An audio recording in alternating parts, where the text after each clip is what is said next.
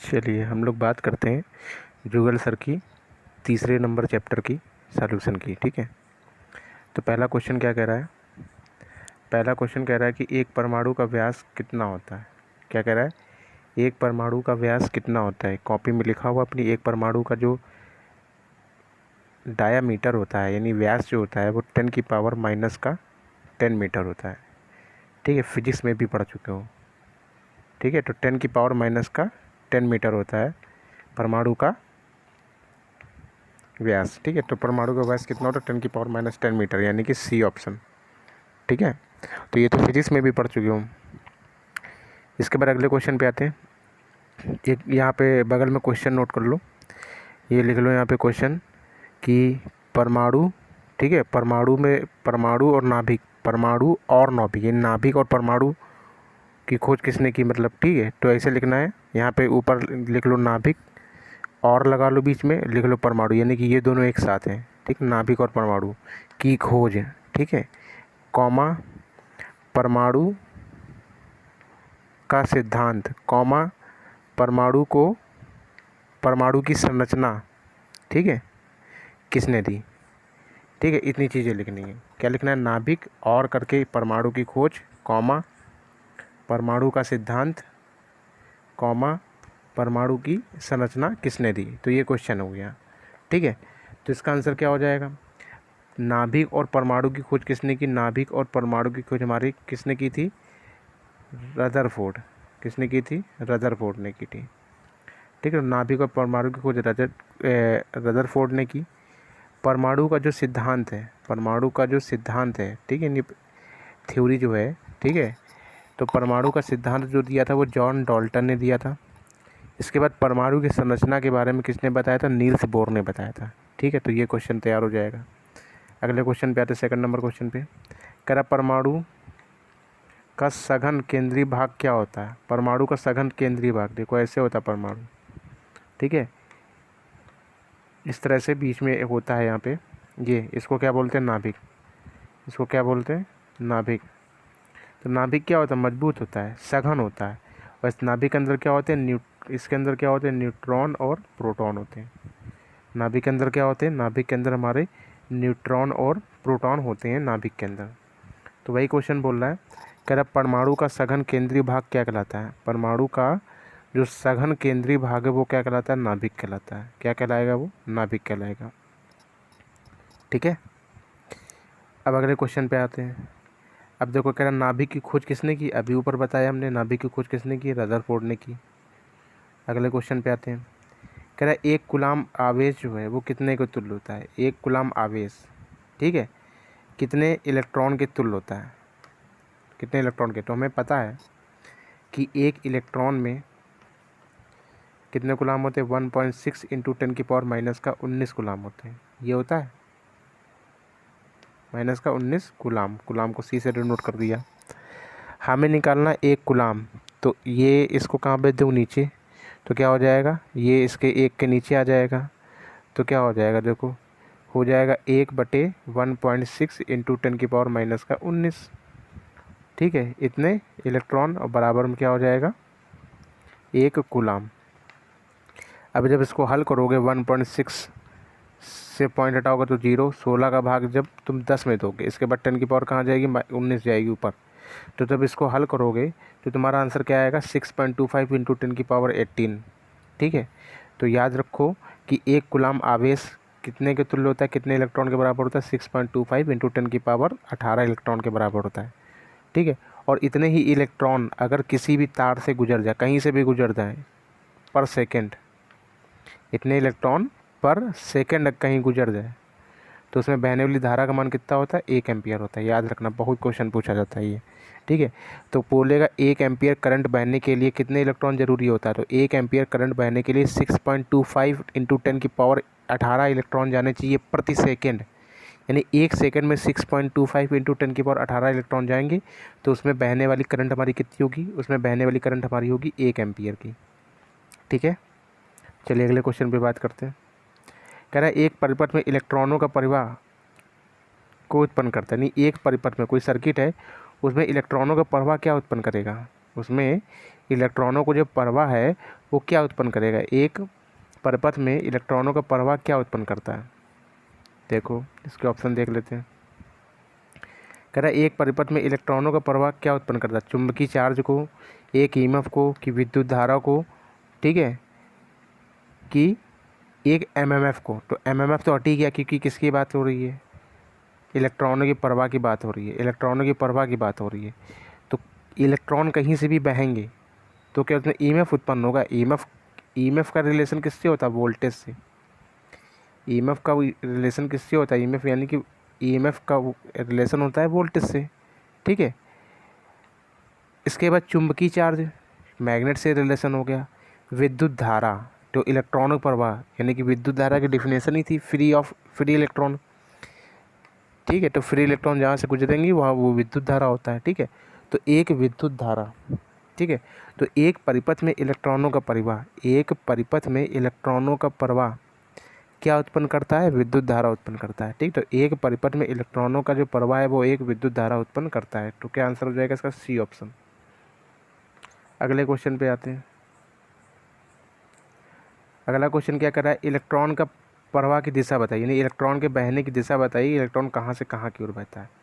तो इसका क्वेश्चन तो हमें लग रहा है इस क्वेश्चन का आंसर तो 1 मिनटों में तुरंत दे दोगे, कुछ भी देरी नहीं लगाओगे तुम, ठीक है। बहुत ईजी क्वेश्चन है। देखो जरा, कह रहा है इलेक्ट्रॉन का प्रवाह की दिशा बतानी है, ठीक है। जब भी, अब देखो हमारा बैटरी होती है, पॉजिटिव टर्मिनल होता है, नेगेटिव टर्मिनल होता है, धारा कहाँ से कहाँ की ओर बहती है।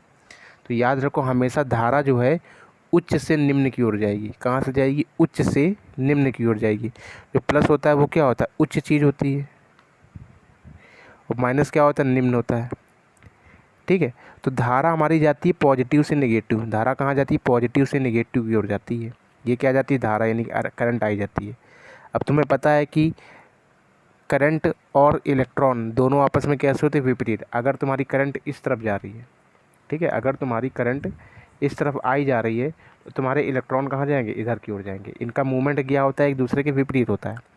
अब देखो क्या पूछा है हमसे, इलेक्ट्रॉन के प्रवाह की दिशा बताइए, इलेक्ट्रॉन के बहने की दिशा क्या होती है। क्या पूछ रहा है कि इलेक्ट्रॉन के बहने की दिशा क्या होती है। तो इलेक्ट्रॉन के बहने की दिशा बतानी है कि इलेक्ट्रॉन के बहने की दिशा क्या होती है। तो इलेक्ट्रॉन हमारे कहाँ से कहाँ की ओर मूवमेंट करते हैं, करंट कहाँ से कहाँ की ओर मूवमेंट करता है, पॉजिटिव टर्मिनल से नेगेटिव टर्मिनल की ओर करंट जाता है। तो इलेक्ट्रॉन कहाँ से जाएंगे, इसकी विपरीत दिशा में, नेगेटिव टर्मिनल से पॉजिटिव टर्मिनल की ओर जाएंगे। तो इसका आंसर क्या हो गया, यानी कि निम्न विभव से उच्च विभव की ओर जाएंगे। ये भी ऑप्शन बन सकता था, निम्न विभव से कहाँ की ओर जाएंगे, उच्च विभव की ओर जाएंगे, इलेक्ट्रॉन की दिशा हो जाएगी।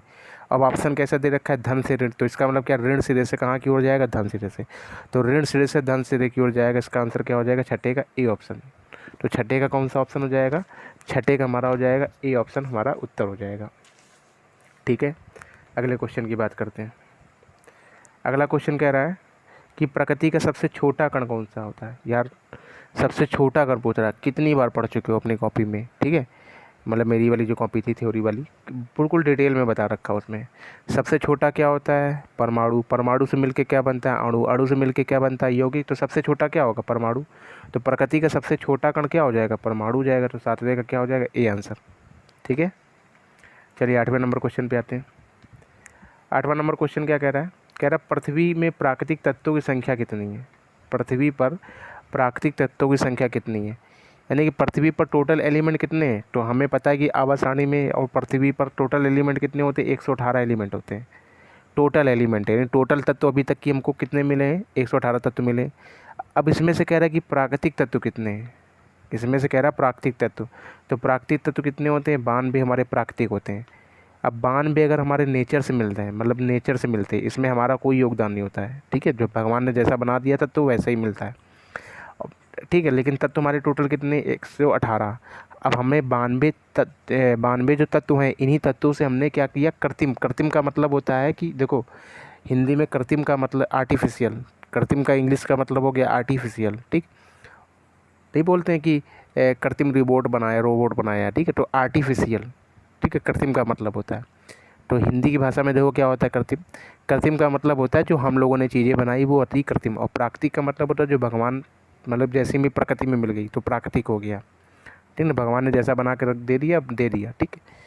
तो कृत्रिम का मतलब होता है कि मनुष्य के द्वारा कोई चीज़ बनाई गई। तो 92 तो हमारी ऐसी 92 तत्व तो ऐसे होते हैं जो हमें प्रकृति से मिलते हैं। और ठीक है, अब 118 से 92 घटा दो, कितना आ जाएगा 26। तो 26 तत्व तुम्हारे कैसे होते हैं? 26 तत्व तुम्हारे होते हैं कैसे होते हैं? आर्टिफिशियल, यानी कृत्रिम होते हैं। तो हमसे पूछ रहा है प्राकृतिक तत्वों की संख्या, तो प्राकृतिक तत्व कितने होंगे? 92। प्राकृतिक तत्व कितने होंगे? 92 होंगे। ठीक है, अब इधर साइड कॉर्नर में क्वेश्चन लिख लो कि वर्तमान में टोटल तत्वों की संख्या कितनी है? वर्तमान में टोटल तत्वों की संख्या कितनी है? ठीक है, इसमें प्राकृतिक और कृत्रिम तत्व कितने हैं? इसमें प्राकृतिक और कृत्रिम तत्व कितने हैं? चलिए अगले क्वेश्चन पे आते हैं।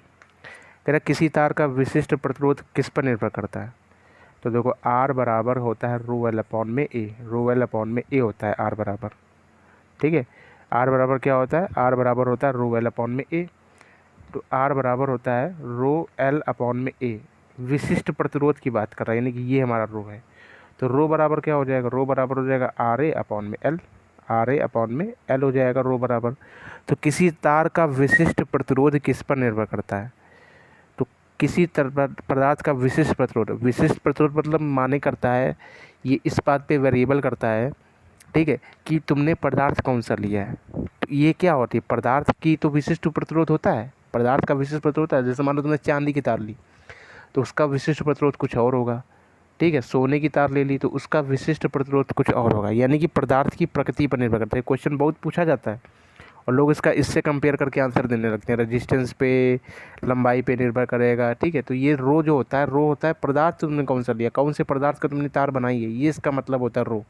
तो रो हमारा किस पे डिपेंड करेगा? रो हमारा डिपेंड करेगा पदार्थ की प्रकृति पर। ठीक है, रो हमारा किस पे डिपेंड करेगा? रो हमारा डिपेंड करेगा पदार्थ की प्रकृति पर, यानी कि कौन सा हमने मैटर लिया हुआ है। तो वही कह रहा है कि किसी तार का जो विशिष्ट प्रतिरोध है वो किस पर निर्भर करता है? ठीक है, अनुप्रस्थ काट के क्षेत्रफल पर, लंबाई पर।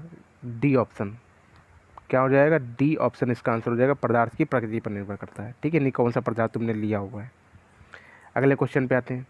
कह रहा है एक इलेक्ट्रॉन की थर्मल गति, ये याद कर लो क्वेश्चन। ठीक है, कि एक इलेक्ट्रॉन की थर्मल गति कितनी होती है? क्वेश्चन याद करने वाला, मतलब वेरिएबल है यार कुल मिला के। जैसे प्रकाश की गति कितनी होती है? 3 × 10⁸ मीटर पर सेकंड थी, वैसे इसकी भी याद करनी है तुमको। इलेक्ट्रॉन की थर्मल गति, इलेक्ट्रॉन की थर्मल गति कितनी होती है ये तुमको याद करना पड़ेगा। तो इलेक्ट्रॉन की थर्मल गति कितनी होती है? 10⁶ मीटर प्रति सेकंड, 10⁶ मीटर प्रति सेकंड होती है इलेक्ट्रॉन की थर्मल गति। ठीक है, तो इलेक्ट्रॉन की थर्मल गति होती है 10⁶ मीटर प्रति सेकंड, याद कर लो उसको। ठीक, अब अगले में आते हैं। अगला क्वेश्चन हमारा है 11 नंबर क्वेश्चन है। कह रहा है एसआई इकाई में विद्युत का मात्रक, विद्युत। अब देखो तुम्हें अब इंग्लिश टर्म भी देखनी है, समझो। मतलब कि आईटीआई ऐसी है कि तुम्हें हिंदी टर्म तो मान लो सीख रहे हो, ठीक है। अब जहाँ तुम्हें कन्फ्यूजन हुआ, अभी बहुत सारे क्वेश्चन आएंगे जो मैं बताऊंगा तुमको कि हिंदी में और इंग्लिश में ही डिफरेंस करके इंग्लिश में ही डिफरेंस करके क्वेश्चन निकाल सकते हो, वरना ऐसे हिंदी में गलत हो जाता है। ठीक है, तो पहली बात तो वैसे भी कोई भी पेपर होता है, अगर उस हिंदी में लैंग्वेज गलत है, ठीक है, और इंग्लिश में सही है, तो वो क्वेश्चन सही माना जाता है, गलत नहीं माना जाता, क्योंकि इंग्लिश को प्राथमिकता दी जाती है। अब कभी कभी क्या होता है, क्वेश्चन हिंदी में सही होता है, इंग्लिश में गलत होता है, तो वो क्वेश्चन गलत माना जाता है, क्योंकि इंग्लिश को प्राथमिकता, इंग्लिश में जैसा क्वेश्चन लिखा है तो वही क्वेश्चन माना जाएगा। ठीक है, तो इसलिए बोलता हूँ कि इंग्लिश बहुत ज़रूरी है। तो इंग्लिश में एक बार इंग्लिश में भी टर्म सीखो, ठीक है, उसको इग्नोर मत करो। अब कह रहा है एसआई इकाई में विद्युत का मात्रक है। विद्युत यानी कि करंट, विद्युत यानी कि किसकी बात कर रहा है? वो करंट की बात कर रहा है। किसकी बात कर रहा है? वो करंट की बात कर रहा है। यानी विद्युत का मात्रक क्या है, यानी करंट की बात कर रहा है वो, तो करंट की बात कर रहा है। ठीक है, तो करंट का हम आंसर बताएंगे। इसमें कह रहा है एसआई इकाई में विद्युत का मात्रक क्या है। ठीक है, अब वो सॉरी का विद्युत बता रहे हैं। अब देखो करंट क्या होता है? करंट होता है विद्युत धारा। करंट क्या होती है? विद्युत धारा होती है। ये विद्युत पूछ रहा है कि विद्युत का मात्रक क्या है। क्या पूछ रहा है? विद्युत, विद्युत धारा नहीं बोला है, तो एम्पियर तो गलत हो गया, क्योंकि विद्युत धारा नहीं लिखा हुआ है। ठीक है, विद्युत धारा नहीं लिखा हुआ है। वोल्ट तो हो ही नहीं सकता, वोल्ट तो हो ही नहीं सकता, क्योंकि वोल्ट किसका होता है? विभव का होता है या फिर वोल्टेज का होगा।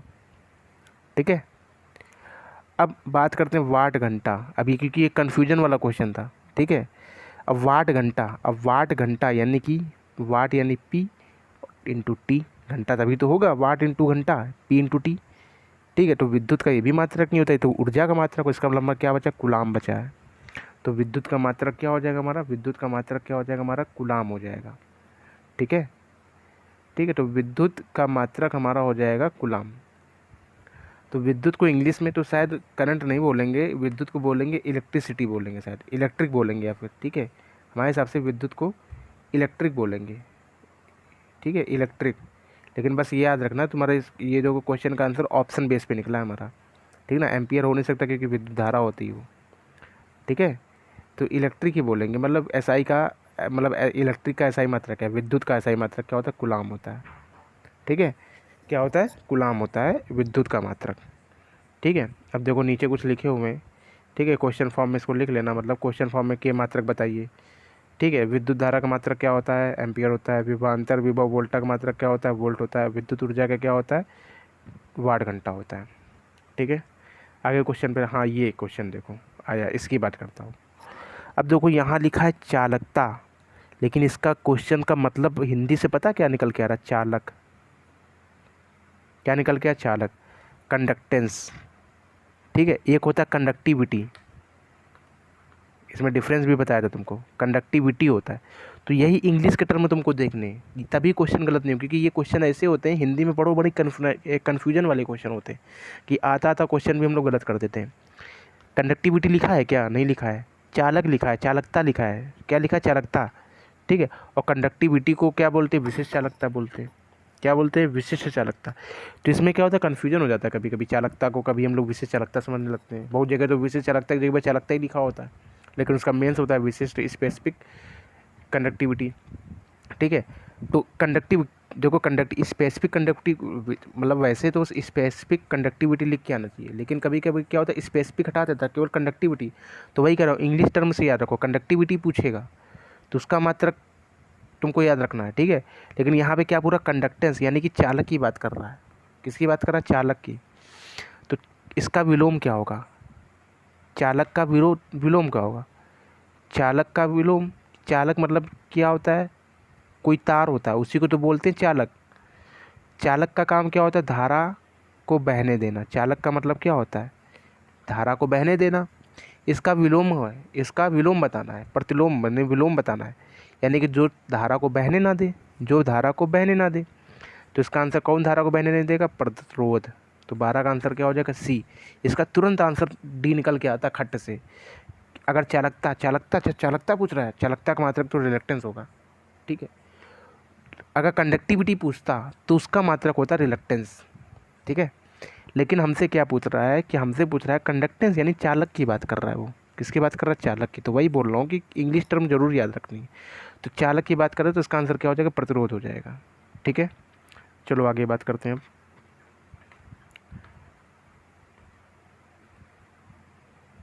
अब देखो कह रहा है 1 माइक्रो कूलाम आवेश को प्रवाहित करने में 50 मिली जूल की ऊर्जा की आवश्यकता पड़ती है। इस कार्य में विभवांतर का मान बताइए। तो तुमको फॉर्मूला बता चुके, जाने कितना फॉर्मूला रटवाया है जब थ्योरी में पढ़ाई थी। विभवांतर बराबर होता है किया गया कार्य बटे में आवेश। विभवांतर बराबर क्या होता है, ठीक है, तो विभवांतर बराबर होता है किया गया कार्य बटे में क्या होता है, आवेश। ठीक है, तो किया गया कार्य बटे में आवेश। ठीक है, तो विभवांतर यानी कि वी, विभवांतर यानी कि वी बराबर किया गया कार्य कितना है, 50 मिली कर रहा है। तो 50 मिली, मिली को अगर हटाए, मिली जूल, 50 मिली जूल कर रहा है, मिली को अगर हटाए, मिली को जूल में बदले तो क्या होगा, मिली को 10⁻³ से मल्टीप्लाई करा देंगे इसको। तो किस में हो जाएगा, मिली में चेंज हो जाएगा, 10⁻³ से मल्टीप्लाई कराया, 50 इंटू 10⁻³। तो विभवांतर वी बराबर होता है किया गया कार्य बटे में आवेश। आवेश कितना है, 1 माइक्रो कूलाम है। 1 माइक्रो कूलाम मतलब कि 10⁻⁶ कूलाम। 1 माइक्रो कूलाम यानी कि माइक्रो में कितने, 1 माइक्रो कूलाम में, माइक्रो में कितना होता है, माइक्रो का मतलब होता है 10⁻⁶। तो 1 माइक्रो कूलाम में कितने कूलाम होंगे, 10⁻⁶ कूलाम होंगे। इतनी बात क्लियर होगी। अब इसको सॉल्व कर लेंगे हम लोग, इसको ऊपर लेके जाएंगे, ये तो प्लस 10⁻⁶ प्लस का हो जाएगा, और 10⁻³ है तो कितना बचेगा ऊपर, 10⁻³ बचेगा। तो 50 इंटू 10⁻³, 50 इंटू 10⁻³। अब ऑप्शन पे गए तो 50 इंटू 10⁻³ दिखा है, 50 वोल्ट है क्या, नहीं, क्योंकि ये 50 इंटू 10⁻³ 10⁻³ को अगर हटाएं तो कि ये क्या बन जाएगा, 1000 10⁻³ का मतलब हो गया 1000, और 1000 को क्या लिख सकते हैं, यानी कि किलो। 1000 का मतलब क्या हो गया, किलो। तो इसको के से डिनोट करते हैं, के का मतलब होता है 1000।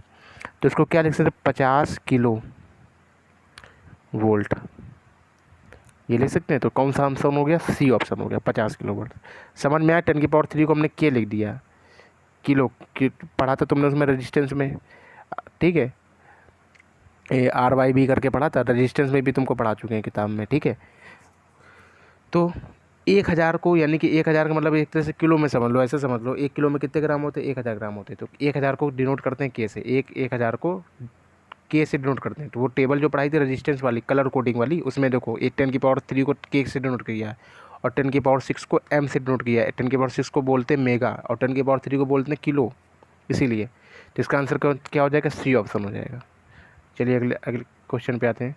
नेक्स्ट क्वेश्चन कह रहा है कि तांबे, क्या बोल रहा है, कह रहा है तांबे के 120 सेंटीमीटर लंबे तथा 0.10 सेंटीमीटर व्यास वाले तार का प्रतिरोध 2 ओम है, इसका विशिष्ट प्रतिरोध बताना है, ठीक है। आर बराबर क्या होता है, आर बराबर तो रो एल अपॉन में ए, रो एल अपॉन में ए होता है। आर बराबर क्या होता है, रो एल अपॉन में ए होता है।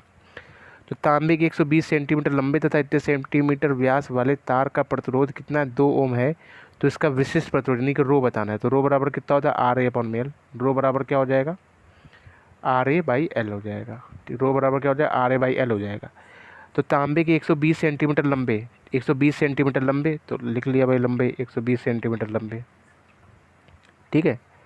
अब सेंटीमीटर को मीटर में नहीं चेंज करेंगे, क्यों, क्योंकि हमने ऑप्शन देखे थे सारे सेंटीमीटर में है, ठीक है, इसलिए नहीं चेंज करेंगे।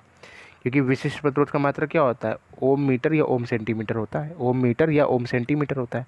तो ओम सेंटीमीटर में दे रखा है, तो उसको सेंटीमीटर में ही बना कर रखेंगे।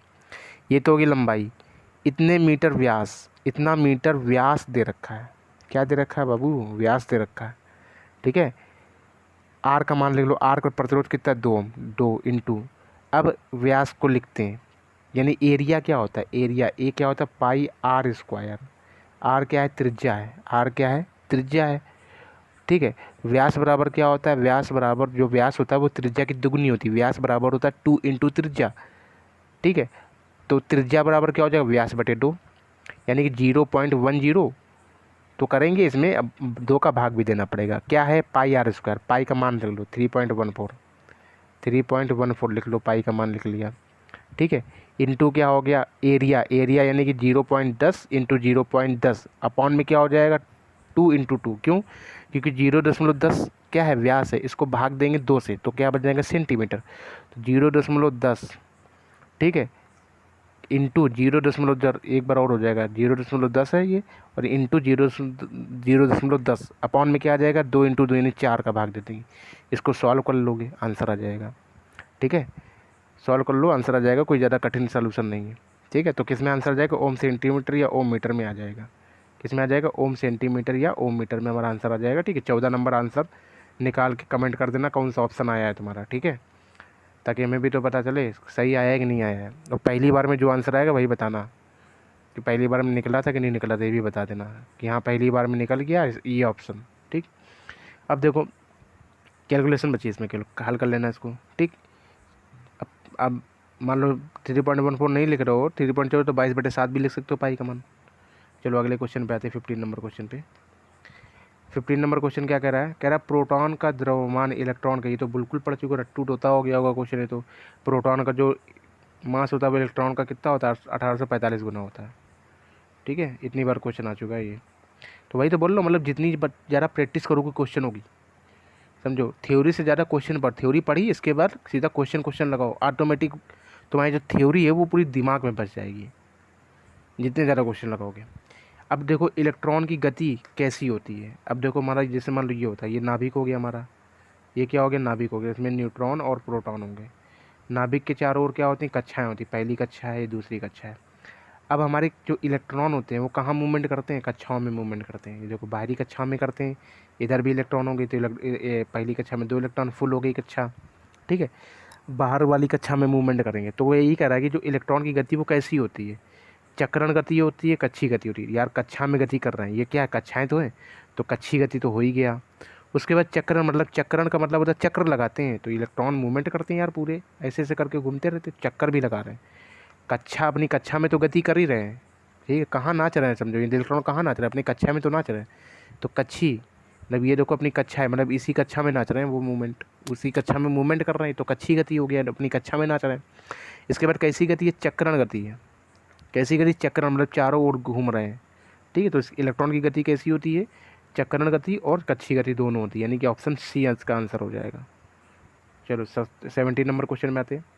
कह रहे तरल में विद्युत धारा का प्रवाह के कारण होता है। कह रहे तरल में, ठीक है, नहीं लिक्विड में विद्युत धारा का प्रवाह कैसा होगा, ठीक है। केवल मतलब कि देखो बैटरी की बात कर रहा है एक तरह से, तरल में, तरल किस मतलब बैटरी में होता है, H2SO4 होता है, इसमें एनोड की छड़ और कैथोड की छड़ डालते हैं, ठीक है। तो वही कह रहा है विद्युत धारा का प्रवाह इसमें कैसे होता है, केवल धनायन के कारण होता है, केवल इलेक्ट्रॉन के कारण, कि इलेक्ट्रॉन और धनायन दोनों कारण, कि ऋणायन और धनायन दोनों से तो होता है, ठीक है। सी और डी ऑप्शन में बड़ा फ़र्क है। कह रहा है कि इसका सी ऑप्शन का मतलब क्या हो गया पता है, इलेक्ट्रॉन व धनायन दोनों के दौरान। और डी क्या कह रहा है, ऋणायन धनायन दोनों दौरान, ऋणायन धनायन दोनों, यानी दोनों कंपलसरी, मतलब ऋणायन भी होना चाहिए धनायन भी। और सी ऑप्शन क्या कह रहा है, इलेक्ट्रॉन व धनायन मतलब दोनों, कि इलेक्ट्रॉन व धनायन, इलेक्ट्रॉन की बात कर रहा है यहाँ पे, क्या कर रहा है, इलेक्ट्रॉन की, कन्फ्यूजन होता है यहाँ पे, इलेक्ट्रॉन और धनायन, ठीक है, और ऋणायन और धनायन। तो इसका आंसर क्या होगा, डी ऑप्शन। इसमें देखो जैसे हमारा H2SO4 होता है, H2SO4 होता है, ठीक है। तो H2 क्या होती है, पॉजिटिव होता है, और SO4 क्या होता है, नेगेटिव, ठीक है। तो क्या होते हैं, ये आयन बनाते हैं, ये क्या बनाते हैं, इसको क्या बोलते हैं, आयन बोलते हैं। बैटरी में पढ़ा था आयन।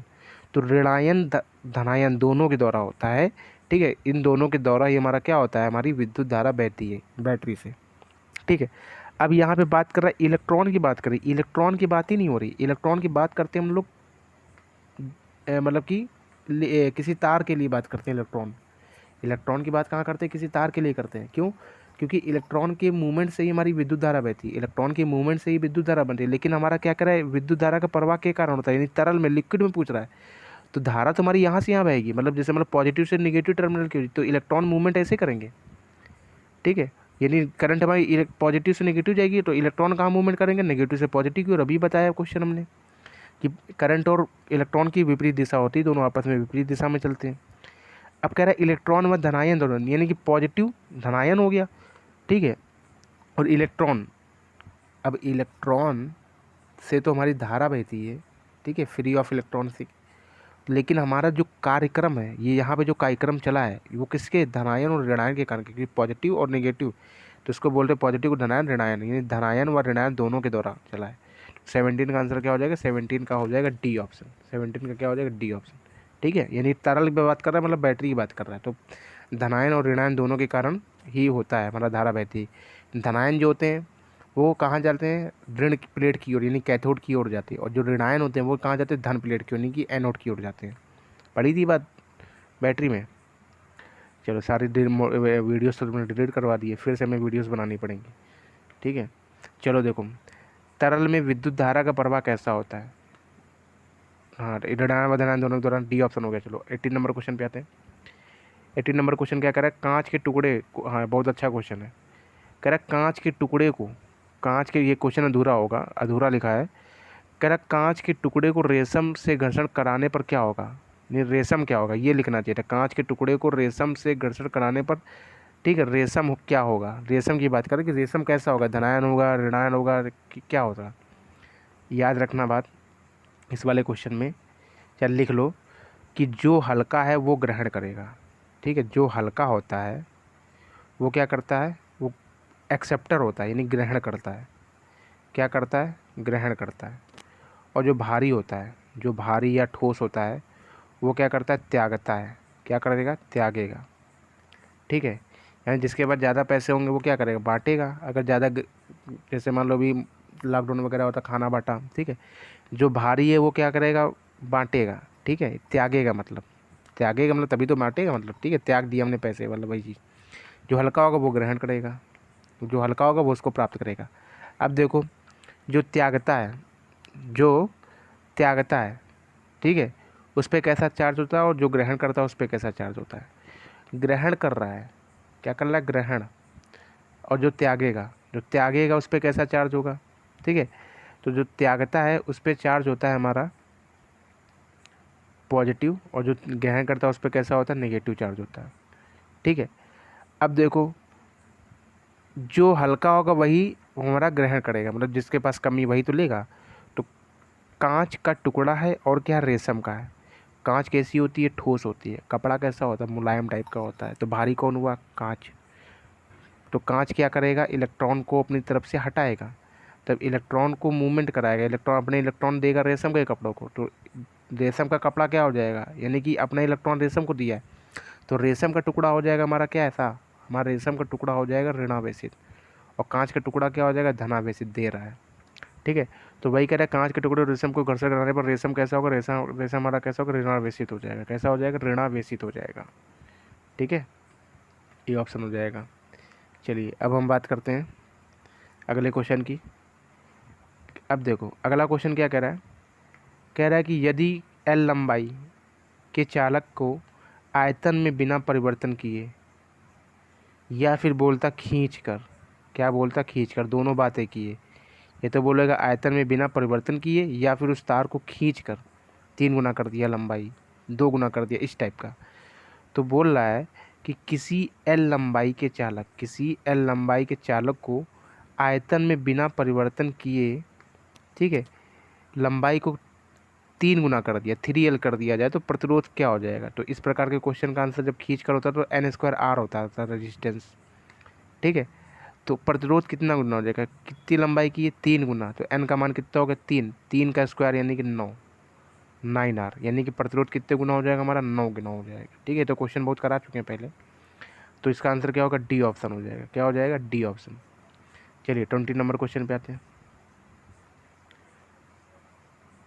अब देखो एक क्वेश्चन लिख लो, यहाँ पे क्वेश्चन लिख लो कि मोटर की घूर्णन गति मापने के लिए किसका प्रयोग करते हैं। मोटर की घूर्णन गति मापने के लिए किसका यूज करते हैं, तो किसका यूज करते हैं, टैकोमीटर का।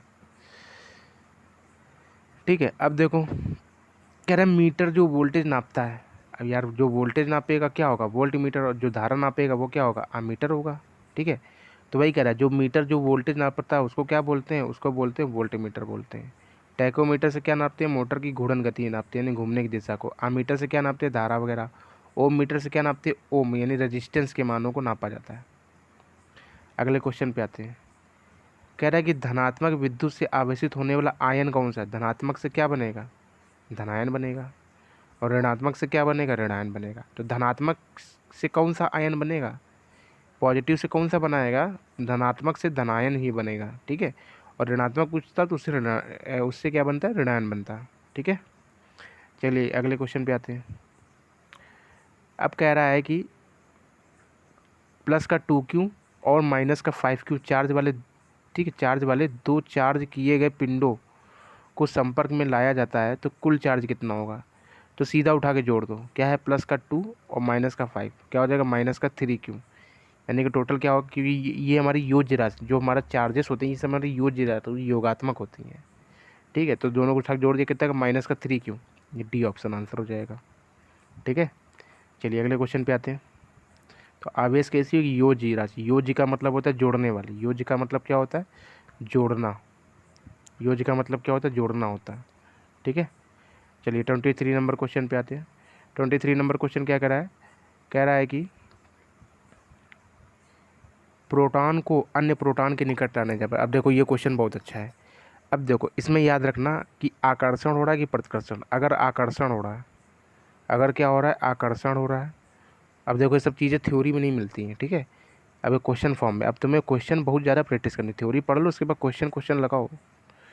ठीक है, अब क्वेश्चन इस तरह से भी नहीं लगा, जो हम पढ़ाई दे रहे हैं उसके बाद उसको रिवीजन पे रिवीजन मारो, समझो। ठीक है, क्योंकि मैं इस क्वेश्चन तो सारे कराऊंगा, ये तुम जान लो। क्योंकि देखो वो जो कुछ चीज़ें हैं जो मतलब ऑनलाइन जो करा रहे हैं, ठीक है, जो क्वेश्चन जुगल सर वाले, मतलब कि जुगल बता रहे हैं, कोटेला एकेडमी जो बुक सॉल्व कर रहा है, उसमें हमें बहुत चीज़ें भी अपनी अपनी खुद की बतानी है। ठीक है ना, तो उसको मैं भी सॉल्व कराऊंगा। स्टार्ट पहले क्या होगा, अभी तुम कर लो उससे। ठीक है ना, जुगल सर वो कोटेला एकेडमी वाली एक एक वीडियो पूरे इसके पैरेलल में, इसके समांतर में आ जाओ, क्योंकि उधर की थ्योरी तुम सारी पढ़ चुकी हो। जो भी नई चीज़ें मिल रही तो अपने कॉपी में अपडेट करो, या फिर किसी उसी बुक में लिख लो, अपडेट करो। ठीक है, क्योंकि तुम्हें बस यही दोनों किताबें पढ़नी है, तो इसी में कल्याण हो जाना है तुम्हारा, ये समझ लो। ठीक है ना, तो तुम्हें अब उसके पैरेलल में आ जाओ। मतलब अभी तुम्हें जैसे हमारी वीडियो डालने में लेट हो जाता है हमको बाई चांस, ठीक है, तो क्या तुम्हें क्या करना है कि वो सब पढ़ो, उसके बाद जैसे मान लो वीडियो में नहीं डाल पा रहे हैं तो उसका रिवीजन करो पिछला। ठीक है, तो ये ना सोचो वीडियो नहीं पड़ रही है, ठीक है, क्योंकि हमें यार देखो, क्योंकि अब हम भी यार बड़ा बिजी हो गए हैं यहाँ पे, 8 घंटे की ड्यूटी होगी, कभी कभी तो लेट हो जाता है, ठीक है, आना जाना, अलग से थक जाओ, उसके बाद खाना भी बनाना होता है, सबसे बड़ी प्रॉब्लम, ठीक है, बर्तन धुलो ये वो, ठीक है, सब काम बटे होते हैं मान लो, तब भी लेकिन करना तो होता ही ना। तो वही चीज़ है, मतलब बड़ा टाइम का मतलब हमारा मतलब कि टाइम को बड़ा यूटिलाइज करना पड़ता है। अब बाई चांस अब रात को फ़ोन आ गया, अब डेली तो फ़ोन आता है मम्मी पापा का, सुबह भी आता है, रात में जब मतलब सुबह तो मतलब हल्का फुल्का 1-2 मिनट बात हुई, लेकिन रात में ये मान लो फ़ोन आता है तो डेली आधा घंटा तो बात होती है, 100 नंबर की आया करती है, कहो 1 घंटा हो जाए, सब वही फर्जी की बातें, समझे, मतलब हम लोग की बात नहीं, ऐसे ही क्या खाया ये वो, मतलब ऐसे नॉर्मल सब, ठीक है ना। और किसी का फ़ोन आ गया, दुर्गा जी का फ़ोन आ गया, कहीं किसी का आ गया, अब तो फ़ोन बहुत आते हैं, पहली बात तो दोस्तों के तो आते हैं अलग, उसके बाद रिलेटिव के भी आते हैं। चलो ये मान के चलो कि डेली का कम से कम 2 घंटा हमारा समय बर्बाद हो जाता है बतियाने में, समझ लो। चलो देखो अब बात करते हैं, देखो कह रहा है प्रोटॉन और अन्य हाँ हम बात कर रहे थे जैसे आकर्षण होगा, क्या होगा, एक होता है आकर्षण यानी अट्रैक्शन, एक होता है विकर्षण यानी प्रतिकर्षण, मतलब विकर्षण या फिर इसको प्रतिकर्षण भी बोलते हैं। कहीं भी अगर आकर्षण होगा और कहीं भी अगर प्रतिकर्षण होगा या फिर विकर्षण, ठीक है, विकर्षण, विकर्षण बोल सकते हो या फिर प्रतिकर्षण बोल सकते हो, यानी इंग्लिश में बोलते हैं रिपल, और आकर्षण को क्या बोलते हैं, अट्रैक्ट, ठीक है। तो अगर कहीं भी आकर्षण हो रहा है तो किस ऊर्जा में वृद्धि होगी, स्थितिज ऊर्जा में, किस में होगी, स्थितिज ऊर्जा में वृद्धि होगी। अगर कहीं भी आकर्षण हो रहा है तो स्थितिज ऊर्जा में वृद्धि होगी, अगर विकर्षण है तो किस में होगी, गतिज ऊर्जा में वृद्धि होगी। ये बात याद रखना, बहुत अच्छा पॉइंट है। अब देखो कह रहा है प्रोटॉन को अन्य प्रोटॉन यानी प्रोटॉन और प्रोटॉन को अगर पास में ला रहे हैं, ठीक है, अगर प्रोटॉन यानी पी प्लस का पी दोनों को पास में ला रहे हैं, जब दोनों को पास में लाओगे तो क्या होगा, ये आपस में रिपल करेंगे, यानी कि इधर की ये रिपल करेगा दोनों, मतलब कि आपस में चिपकेंगे नहीं, भागेंगे एक से, ठीक है, एक अब मतलब कि एक दूसरे भाग, ये इधर भागने की कोशिश करेगा, ये इधर भागने की कोशिश करेगा जब पास में लाओगे। तो यानी कि रिपल कर रहे हैं, प्रतिकर्षण कर रहे हैं, क्या कर रहे हैं, प्रतिकर्षण। तो प्रतिकर्षण में किस ऊर्जा में वृद्धि होती है, स्थितिज ऊर्जा में वृद्धि हो जाती है। तो बी ऑप्शन इसका क्या हो जाएगा, करेक्ट हो जाएगा, ठीक है। बहुत अच्छे क्वेश्चन है ये वाले, 23 नंबर क्वेश्चन। चलिए अगली बात करते हैं, 23 हो गया, 24 नंबर क्वेश्चन पे आते हैं। 24 नंबर देखो क्वेश्चन क्या कह रहा है, तो देखिए 24 नंबर क्वेश्चन कह रहा है कि 1 मिनट में 10 एम्पियर की विद्युत धारा प्रवाहित करने वाले एक परिपथ से होकर कितने कूलाम का आवेश प्रवाहित होगा, यानी कि हमें कूलाम बताना है, ठीक है। तो एक क्या दे रखा है, समय नोट कर लो, समय क्या, देखो जब भी समझ में ना आएगी फॉर्मूला क्या लगना है, जो चीज़ दे रखी नोट कर लो। क्या दे रखा है, 1 मिनट, यानी कि MKS पद्धति में बनाना है तो इसको क्या बना लेंगे, 60 सेकंड बना लेंगे। इसके बाद क्या दे रखा है, करंट आई का मान दे रखा है 10 एम्पियर, ठीक है, समय दे रखा था और धारा का मान दे रखा था। इसके बाद क्या था, आवेश। अब देखो IOT के फॉर्म में आवेश यानी क्यू का फॉर्मूला क्या होता था, IT, क्यू बराबर क्या होता है IT, दोनों का मल्टीपल करा ला है 60 इंटू, क्योंकि देखो इसको मिनट से सेकंड में क्यों चेंज किया, क्योंकि हम MKS पद्धति लगाते हैं हमेशा, मीटर, किलो और सेकंड। तो सेकंड्स हमारा दे रखा था मिनट में, इसको सेकंड में चेंज कर लिया। तो दोनों का मल्टीपल कितना हो जाएगा, 60 इंटू 10 इंटू यानी कि 600। तो इसका आंसर कितना हो जाएगा, 600 कूलाम, ठीक है। तो इसका आंसर कितना हो जाएगा, 600 कूलाम हो जाएगा। चलिए आगे बात करते हैं, 25 नंबर क्वेश्चन की बात करते हैं। 25 नंबर क्वेश्चन क्या बोल रहा है, कह रहा है यदि किसी चालक में इतने आवेश 4 सेकंड से ज़्यादा समय तक प्रवाहित होता है तो धारा का मान कितना होगा। लगा लो, क्यू बराबर क्या है, IT, क्यू बराबर क्या होता है IT, ठीक है। तो हमें बताना धारा का मान, तो आई बराबर क्या हो जाएगा, क्यू अपॉन में टी, क्यू अपॉन में टी 40/4, यानी कि कितना हो जाएगा, 10 एम्पियर, कितना हो जाएगा, 10 एम्पियर आंसर हो जाएगा। 25 का क्या हो जाएगा, ए ऑप्शन हो जाएगा। हो गया, बन गया वहाँ, आ रहे हैं, चलिए ठीक। चलिए 26 नंबर क्वेश्चन पे आते हैं। कह रहा है इलेक्ट्रॉन वोल्ट किसकी इकाई है, इलेक्ट्रॉन वोल्ट किसकी इकाई है, इलेक्ट्रॉन वोल्ट किसकी इकाई है। अब देखो धारा की इकाई तो होती नहीं है, अब देखो जब भी समझना है कुछ ऑप्शन से भी हो जाता है, धारा की इकाई तो होती नहीं है, धारा की इकाई क्या होती है, एम्पियर होती है। विभवांतर का वोल्ट होता है, ये भी नहीं होगा। आवेश का क्या होता है, कूलाम होता है, ये भी नहीं होगा। तो क्या बचा, इलेक्ट्रॉन वोल्ट, ऊर्जा, तो इलेक्ट्रॉन वोल्ट किसकी इकाई होती है? इलेक्ट्रॉन वोल्ट किसकी इकाई होती है? इलेक्ट्रॉन वोल्ट हमारी होती है एनर्जी यानी कि ऊर्जा की इकाई होती है। ठीक है, किसकी होती है हमारी? इलेक्ट्रॉन वोल्ट ऊर्जा की इकाई होती है। आगे बस में किस तरह से ऑप्शन तुमने एलिमिनेट किए, यानी कि जब भी समझ में ना आए तो कभी क्या होता है ऑप्शन एलिमिनेट करना भी सीखो। ठीक है, कि ऑप्शन को हटाना सीखो पहले। ठीक है, चलिए 27 नंबर क्वेश्चन आते हैं। 27 नंबर क्वेश्चन क्या कह रहा है? कह रहा है एक मतलब धारा प्रवाहित नहीं होगी। किस में धारा प्रवाहित नहीं होगी? बंद सर्किट में तो होगा, लघु परिपथ में तो करंट का मान तो मैक्सिमम हो जाता है। ठीक है, शॉर्ट सर्किट। समांतर परिपथ में भी यार होगा। ठीक है, अपने घरों में जो पैरेलल समांतर परिपथ ही यूज किया जाता है अपने घरों में। ओपन सर्किट, ओपन सर्किट में क्या होता है? रजिस्टेंस का मान हो जाता है अनंत और करंट का मान कितना हो जाता है? 0। तो यानी धारा ही नहीं बहेगी ओपन सर्किट में। ठीक है, चलिए 28 नंबर क्वेश्चन पे आते हैं। 28 नंबर क्वेश्चन क्या कह रहा है? किसी चालक में पैदा हुई ऊष्मा, किसी चालक में पैदा हुई ऊष्मा किसके वर्ग के समानुपाती होती है? किसी चालक में पैदा हुई ऊष्मा, किसी चालक में पैदा हुई ऊष्मा यानी एच, एच बराबर क्या होता है? आई स्क्वायर आर टी। क्या होता है? एच बराबर आई स्क्वायर आर टी। तो किसी चालक में पैदा हुई ऊष्मा किसके वर्ग के समानुपाती होती है? तो धारा के वर्ग के समानुपाती होती है। ठीक है, ऊष्मा का फॉर्मूला होता है आई स्क्वायर आर टी। तो किसके वर्ग के समानुपाती होता है? तो धारा के वर्ग के समानुपाती होता है। 29 नंबर क्वेश्चन पे आते हैं। 29 नंबर क्वेश्चन क्या कह रहा है? कह रहा है कि किसी धात्विक चालक की प्रतिरोधकता तापमान बढ़ने से क्या होती है? किसी धात्विक चालक की प्रतिरोधकता किस तापमान बढ़ने से क्या होता है? धात्विक चालक यानी कि चालक की बात कर रहा है। तो ये क्वेश्चन तो बहुत पढ़ चुके हो। चालक का तापमान बढ़ाने पर उसके प्रतिरोध का मान क्या हो जाता है? बढ़ जाता है। यानी प्रतिरोधकता नहीं, प्रतिरोध का मान क्या हो जाता है? बढ़ जाता है। कुचालक और अर्धचालक का तापमान बढ़ाने पर प्रतिरोध का मान घट जाता है। इसलिए ये नेगेटिव टेम्परेचर कोफिशिएंट में आते हैं और पॉजिटिव में क्या होते हैं? चालक होते हैं, क्योंकि इसका प्रतिरोध का मान बढ़ जाता है। तो इसका मतलब ये पॉजिटिव का टेम्परेचर कोफिशिएंट में आते हैं। धनात्मक तापमान गुणांक कह रहा किसी चालक, किसी धात्विक चालक का प्रतिरोधकता तापमान बढ़ने से क्या होता है? बढ़ जाती है। इसका आंसर क्या हो जाएगा? बी ऑप्शन हो जाएगा। 29 का क्या हो जाएगा? बी। चलिए 30 नंबर क्वेश्चन पे आते हैं। कह रहा है कि 30 नंबर क्वेश्चन कह रहा है कि एक सीधे चालक का प्रतिरोध, एक सीधे चालक का जो प्रतिरोध होता है इस स्वतंत्र होता है। किससे स्वतंत्र होता है? एक सीधे चालक का प्रतिरोध जो होता है किससे स्वतंत्र होता है? पदार्थ की मतलब किस पे डिपेंड नहीं करता है। स्वतंत्र का मतलब होता है निर्भर नहीं करता है। किस पे निर्भर नहीं करता है? ठीक है, निर्भर नहीं करता है। तो आर बराबर क्या होता है? रो एल अपॉन में ए, रो एल अपॉन में ए। यानी कि प्रतिरोध किस पे निर्भर नहीं करता है? पदार्थ की प्रकृति पर निर्भर करता है, क्योंकि रो पे कि कौन सा पदार्थ तुमने लिया है। ठीक है, तो इस पर तो डिपेंड करेगा। रेजिस्टेंस, चालक लोगे तांबे का लोगे तो उसका रेजिस्टेंस कम मिलता है, क्योंकि चालकता उसकी ज़्यादा होती है।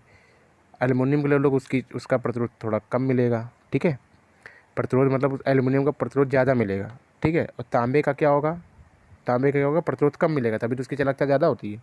एल्युमिनियम का प्रतिरोध ज़्यादा मिलेगा। तो कह रहा चालक का प्रतिरोध पदार्थ की प्रकृति पर डिपेंड करता है भाई। तापमान पर भी डिपेंड करता है, तापमान बढ़ाने घटाने पर रेजिस्टेंस का मान घटता बढ़ता है। ठीक है, क्षेत्रफल पर भी डिपेंड कर रहा है। अनुप्रस्थ काट के आकार पर, साइज की बात कहीं हो रही है? नहीं हो रही है। तो इसका मतलब किससे स्वतंत्र है? D option. मतलब किस पे निर्भर नहीं कर। स्वतंत्र का मतलब है मैं तुमसे स्वतंत्र हूँ, मतलब तुम हम पे निर्भर ही नहीं हो। तो वही बोल रहा है कि स्वतंत्र है मतलब किस पे निर्भर नहीं करता है। तो पदार्थ अनुप्रस्थ काट के आकार पर निर्भर नहीं करता। तो इसका आंसर क्या होगा? डी ऑप्शन हो जाएगा। क्या हो जाएगा? D option. ठीक है,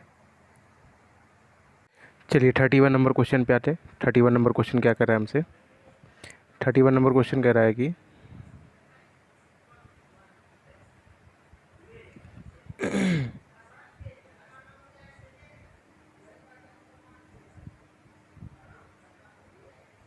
ठीक, चलिए 31 नंबर क्वेश्चन पे आते हैं। 31 नंबर क्वेश्चन कह रहा है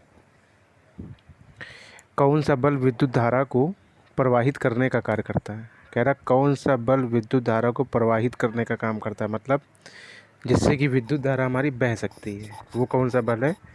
ठीक है, तो कह रहा कौन सा बल, कौन सा बल विद्युत धारा को प्रवाहित करने का कार्य करता है? ठीक है, कौन सा बल विद्युत धारा को प्रवाहित करने का कार्य करता है? तो ये बताइए मतलब कि विद्युत धारा कब बहती है हमारी, जो हमारी इलेक्ट्रिक करंट है वो कब बहेगी? यानी कि वो किसके कारण बहती है? आवेश के कारण बहती है, प्रतिरोध के कारण बहती है, विद्युत धारा के कारण बहती है। ठीक है,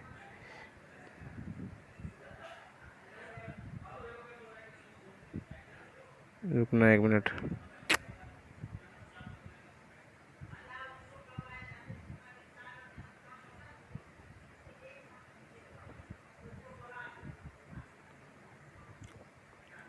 ठीक, तो किसके कारण बहती है ये हमको बताना है। ठीक है, तो देखो, अब जैसे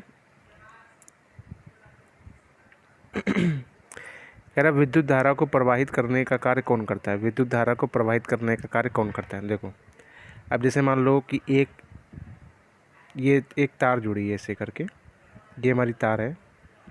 ठीक है, ये हमारी वायर है। क्या है? वायर है, यानी कि तार है ये हमारी। ठीक है, तो कह रहा है कि कौन सा बल विद्युत धारा को प्रवाहित करने का कार्य करता है? कौन सा बल विद्युत धारा को प्रवाहित करने का कार्य करता है? कौन सा बल विद्युत धारा को प्रवाहित करने का कार्य करता है? तो ये हमारा वायर है। अब जैसे मान लो यहाँ पे है 5 वोल्ट और यहाँ पे है 5 वोल्ट, दोनों में वोल्टेज क्या सेम है, धारा बहेगी? नहीं बहेगी। क्यों?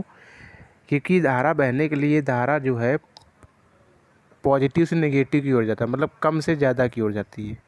ठीक है, अब जैसे मान लीजिए यहाँ पे 5 वोल्ट ना होके 3 वोल्ट 2 वोल्ट है मान लो, अब धारा बहेगी? बहेगी। धारा कहाँ से कहाँ की ओर? 5 वोल्ट से 2 वोल्ट की ओर जाएगी।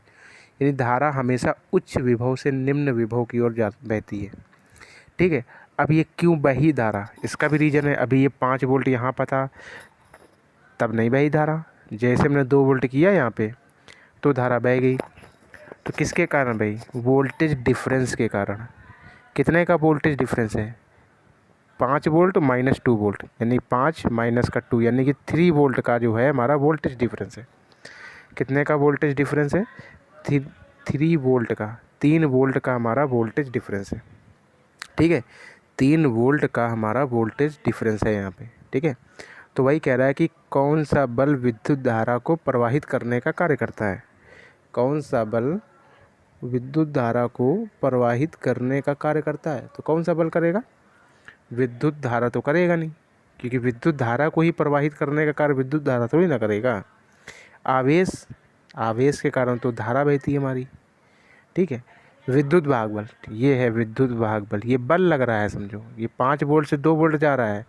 ठीक है, नहीं उच्च विभव से निम्न विभव किया जा रहा है, तो विद्युत वाहक बल है, ईएमएफ बोलते हैं इसको। ठीक है, विद्युत वाहक बल यानी कि ईएमएफ, क्या बोलते हैं? ईएमएफ बोलते हैं इसको। ठीक है, तो इंग्लिश में विद्युत वाहक बल को क्या कहते हैं? ईएमएफ बोलते हैं, इलेक्ट्रोमैग्नेटिक फोर्स। ठीक है, ईएमएफ। तो विद्युत वाहक बल यानी कि इसके कारण जो है हमारी विद्युत धारा प्रवाहित होगी। ठीक है, तो वही बोला कौन सा बल कौन सा लगता है? विद्युत वाहक बल लगता है। ये जो बल होता है 5 वोल्ट से 2 वोल्ट की जो वोल्टेज डिफरेंस आया है, इसी के कारण धारा बहती है। जब तक कि वोल्टेज डिफरेंस नहीं होगा तब तक हमारी धारा नहीं बहेगी। ठीक है, चलिए आगे चलते हैं। 32 नंबर, 32 नंबर कह रहा है किसी खोखले चालक के अंदर विद्युत क्षेत्र की तीव्रता कितनी होती है? किसी खोखले चालक के अंदर विद्युत क्षेत्र की तीव्रता कितनी होती है, ये हमको बताना है। जैसे कि ये है, मान लो कोई खोखला चालक है, ये हमारा क्या है? खोखला चालक है। ठीक है, अब मान लीजिए कह रहा किसी खोखले चालक के अंदर विद्युत क्षेत्र, यानी कि इसके अंदर यहाँ पे विद्युत क्षेत्र क्या होगा? यहाँ पर जो है हमारा विद्युत क्षेत्र क्या होगा ये हमें पता करना है। ठीक है, कि इसके अंदर जो है विद्युत क्षेत्र की तीव्रता कितनी होगी। तो वही कह रहा है कि किसी खोखले चालक के अंदर विद्युत क्षेत्र की तीव्रता कितनी होगी, तो विद्युत क्षेत्र की तीव्रता बतानी है। ठीक है, तो किसी खोखले चालक के अंदर विद्युत क्षेत्र की तीव्रता कितनी होगी? शून्य होगी। कितनी होगी? शून्य। ठीक है, किसी खोखले चालक के अंदर विद्युत क्षेत्र की तीव्रता कितनी होगी? शून्य। कैसे होगी ये भी देख लो ज़रा। अब ये हमारा है, अब यहाँ पे हमारा पॉजिटिव, मान लो ये इसके अंदर आवेश हमने दिया, अब ये अंदर से खोखला है। ठीक है, एक जैसे मान लो ये देखो खोखला, और बता देते जैसे मान लो ऐसे है करके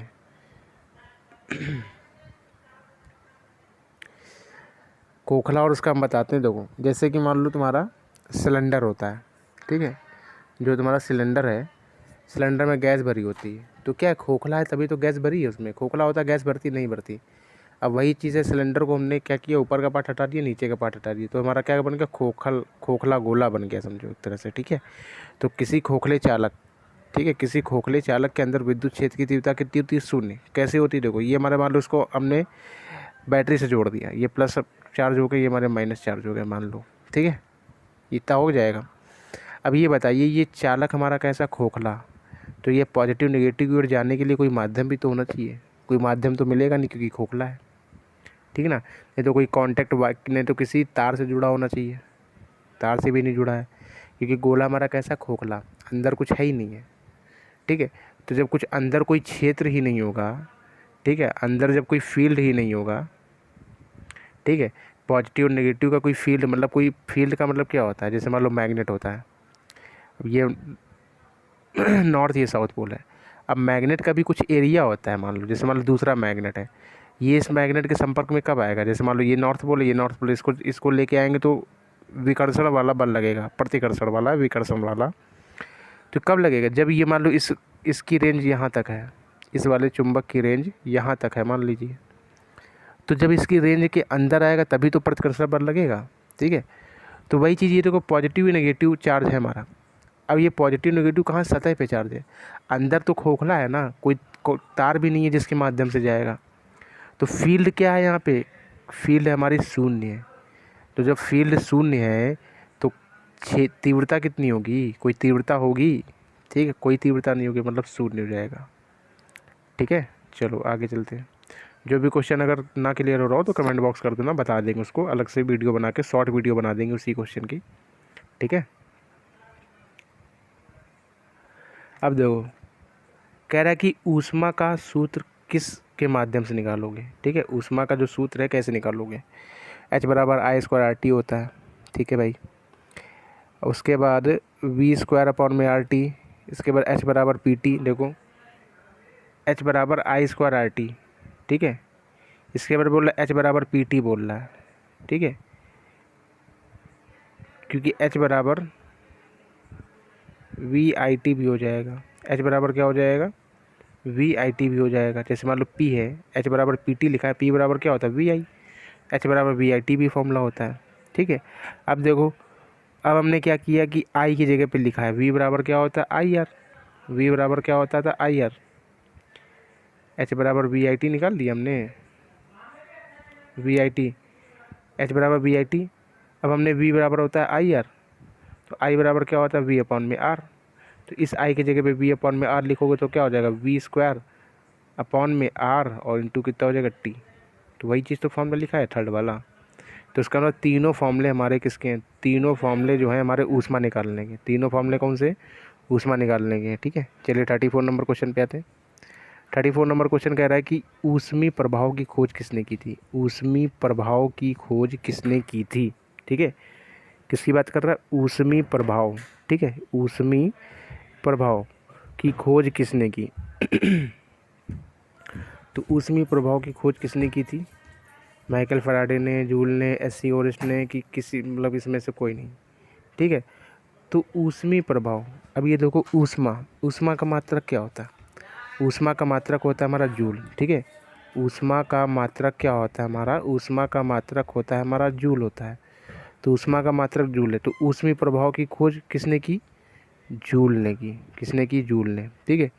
तो इनके नाम से ही इनका मात्रक बन गया था, ठीक है, इनके नाम से ही क्या बन गया था, इनका मात्रक बन गया था। तो ऊष्मी प्रभाव की खोज किसने की थी, जूल ने की थी, ठीक है। चलिए आगे चलते हैं। जो कुछ क्वेश्चंस लिखे हैं उसको नोट डाउन कर लो। जैसे कि देखो लिखा है ऊष्मी प्रभाव की खोज जूल ने की, ठीक है, ऊष्मी प्रभाव की खोज किसने की, जूल ने।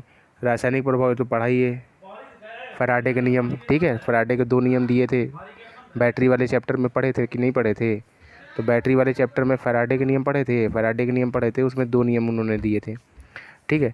तो ये किसने, रासायनिक केमिकल इफेक्ट की खोज किसने की थी, यानी रासायनिक प्रभाव की खोज किसने की थी, माइकल फैराडे ने की थी। चुंबकीय प्रभाव की खोज किसने की थी, एससी ओरेस्ट ने की थी, किसने की थी, SC Oersted, Oersted negative, Hc Oersted negative. ठीक है, अब देखो ये क्वेश्चन लिख लो, वही चीज़ है यार, वही चीज़ लिखा हमने कि मैग्नेटिक इफेक्ट की खोज किसने की थी, मैग्नेटिक इफेक्ट की खोज किसने की थी, मैग्नेटिक इफेक्ट की खोज की थी Hc ओरेस्टेड ने। ठीक है, तो मैग्नेटिक इफेक्ट की खोज किसने की, Hc ओरेस्टेड ने की थी। चलिए आगे चलते हैं। कह रहा निम्न में से ऊष्मीय प्रभाव पर कौन सा उपकरण आधारित उपकरण कौन सा है। ठीक है, ऊष्मीय प्रभाव पर आधारित उपकरण कौन सा, ये हमको बताना है कि ऊष्मीय प्रभाव पर आधारित उपकरण कौन सा है, यानी ऊष्मा पे कौन सा काम करता है। ठीक है, हीटिंग पे कौन सा उपकरण हमारा करता है, तो ऊष्मीय प्रभाव, हीटिंग इफेक्ट ये होता है। अब हीट पे कौन सा काम करता है, जैसे मान लो विद्युत प्रेस है, इलेक्ट्रिक आयरन है, तो विद्युत प्रेस हमारा किस पे काम करता है, हीट पे ही काम करता है। ठीक है, गर्म होता है। ठीक है, तो हीटिंग पे ही काम करता है वो। ठीक है, गर्म करता है, उसके बाद हम कपड़े प्रेस करते हैं। ठीक है, अंदर फिलामेंट टाइप का लगा होता है ना। इसके बाद हीटर हो गया, ये भी हमारी हीटर, पानी वाला हीटर हो गया मान लो। ठीक है, तापने वाला हीटर हो गया। ये हीटर भी क्या हमारा ऊष्मा ही उत्पन्न कर रहा है, बल्ब भी ऊष्मा उत्पन्न करता है, गर्म हो जाता है। तो इसका आंसर क्या हो जाएगा, सभी, उपरोक्त सभी। तो ऊष्मीय प्रभाव पर कौन से आधारित उपकरण है, तीनों उपकरण हमारे ऊष्मीय प्रभाव पर आधारित है। चलिए आगे बात करते हैं। कह रहा शक्ति ज्ञात करने के लिए कौन सा सूत्र उपयुक्त रहेगा, शक्ति ज्ञात करने का कौन सा फॉर्मूला है, ये हमको बताना है। P बराबर VI होता है, P बराबर I² RB होता है। ठीक है, इसके बाद P बराबर V²/R। तो ये सारे फॉर्मूले हमारे होते हैं, ये सारे के सारे फॉर्मूले हमारे किसके होते हैं, पावर के होते हैं। तो शक्ति ज्ञात करने के लिए कौन सा सूत्र उपयुक्त होता है, सारे सूत्र हमारे उपयुक्त हैं शक्ति ज्ञात करने के लिए। चलिए अब आगे करते हैं बात। ये सब तो पता ही है यार, 1 HP में 746 वाट होते हैं, मेट्रिक में 735.5 होते हैं। ठीक है, एक KW 1.34 HP होते हैं। ठीक है, एक 1.36 होता है। ठीक, चलिए आगे चलते हैं। एक आदर्श वोल्ट मीटर का प्रतिरोध क्या होता है, एक आदर्श वोल्ट मीटर। ठीक है, एक आदर्श वोल्ट मीटर की बात कर रहा है कि एक आदर्श वोल्ट मीटर का जो प्रतिरोध है वो कितना होता है। अब कैसा है वोल्ट मीटर हमारा आदर्श मतलब कि कोई भी इसमें दिक्कत नहीं है, वही होता है। जैसे आदर्श ट्रांसफार्मर पढ़ा था, आदर्श ट्रांसफार्मर की दक्षता कितनी होगी, 100%। जिसके आगे आदर्श लग जाए मतलब कि वो अपने काम में 100% परफेक्ट है, वो अपने काम में क्या है, 100% परफेक्ट है। ठीक है, तो कह रहा आदर्श वोल्ट मीटर का काम क्या होता है, वोल्टेज को नापना। वोल्ट मीटर का काम क्या होता है, वोल्टेज को नापना, यानी वोल्टेज को नापने के लिए वोल्ट मीटर का प्रयोग किया जाता है। ठीक है, अब बोल रहा है आदर्श वोल्टेज, यानी आदर्श वोल्ट मीटर का प्रतिरोध पूछ रहा है। किसका पूछ रहा है, आदर्श वोल्ट मीटर, यानी कि ज़्यादा से ज़्यादा वोल्टेज को नापे वो, यानी कि इसके अंदर कोई भी हमारा क्या नहीं होगा, कोई भी हमारा उसमें नुकसान नहीं होगा। मतलब कि जैसे मान लो आदर्श वोल्ट मीटर नहीं था तो मान लो उसकी दक्षता थी मान लो 95%, आदर्श हो गया तो उसकी दक्षता होगी 100%। तो कह रहा है आदर्श वोल्ट मीटर का प्रतिरोध, वोल्ट मीटर क्या नापता है, वोल्टेज नापता है। ठीक है, तो कैसा है वोल्ट मीटर हमारा, आदर्श है, आदर्श वोल्ट मीटर है। ठीक है, अब एक होता है, अब देखो उसको याद करने की हमेशा दिमाग में रहेगा, ये बहुत कन्फ्यूजन वाले क्वेश्चन होते हैं। एक होता है आदर्श वोल्ट मीटर, एक आदर्श आमीटर आ जाएगा मान लो। कहेगा आदर्श आमीटर का प्रतिरोध कितना होता है, आदर्श आमीटर का प्रतिरोध कितना होता है। ये दोनों क्वेश्चन साथ में चाहे यहाँ लिख लेना अपना, यहाँ पे कहीं पे क्वेश्चन बना के, तो देखो समझा दे, तुमको याद रखने, ये दोनों क्वेश्चन याद रखने हैं। ये वाला क्वेश्चन जो हमने बताया है और ये 37 नंबर क्वेश्चन, तो तुमको याद इसको रखना है। इसको याद रखोगे तो 37 नंबर अपने मन से हल हो जाएगा। ठीक है, तो बोल रहा है कि आदर्श आमीटर का प्रतिरोध कितना होता है, तो आदर्श आमीटर का प्रतिरोध कितना होता है ये बताना है। आमीटर क्या नापता है, धारा को, आमीटर क्या नापता है, हमारा धारा को नापता है। तो आमीटर धारा को नापता है, कैसा, आदर्श, यानी कि सारी की सारी धारा को नापे, पूरी 100% धारा को नापे, पूरी 100% धारा को नापे। तो पूरी 100% धारा को कब नापेगा, पूरी 100% धारा को तब नापेगा जब उसका प्रतिरोध कितना हो, 0 हो जाए, तभी तो पूरी 100% धारा नापेगा। ठीक है, तो धारा के लिए रुकावट कौन पैदा करता है? प्रतिरोध।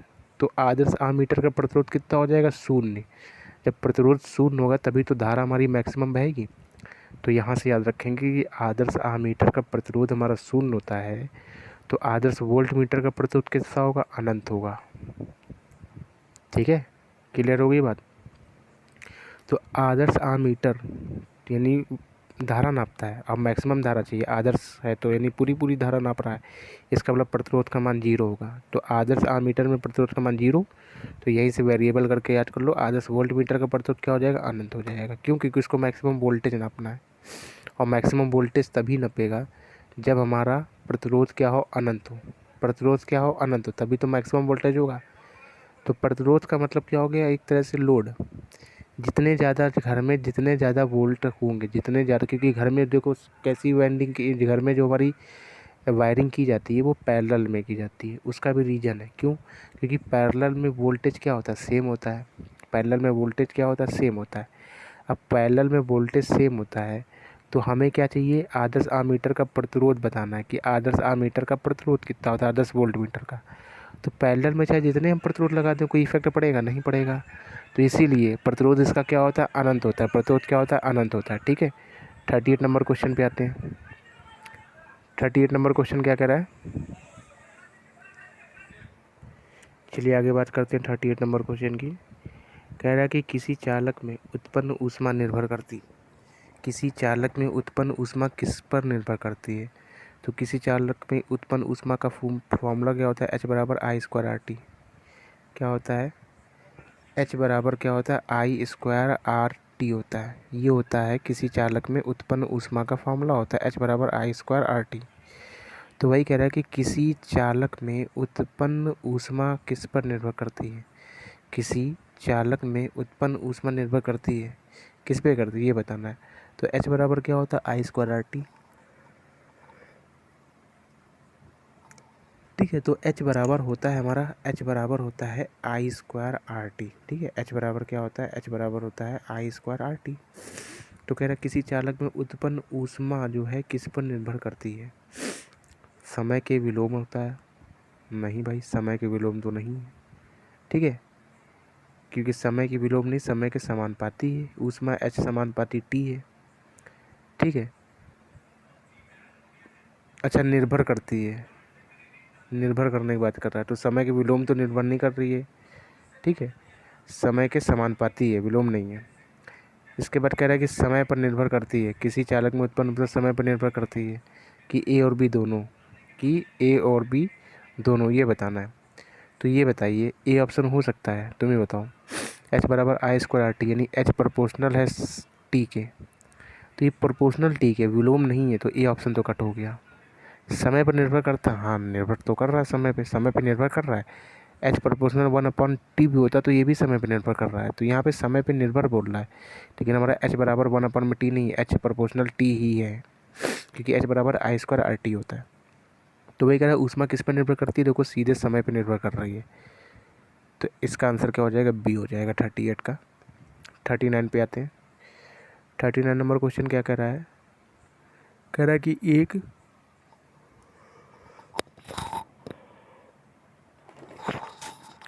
एक विद्युत तापक 1 मिनट में 320 जूल एक 4 ओम प्रतिरोध की आपूर्ति करता है, तो धारा कितनी होगी? ठीक है, तो अब देखो ये जूल दे रखा है, ये समय टी दे रखा है, ये आर दे रखा है। तो जब इन सबको लिखोगे तब समझ में आएगा हमें फॉर्मूला कौन सा लगाना है, क्योंकि जूल दे रखा है यानी ऊष्मा के मान दे रखा है।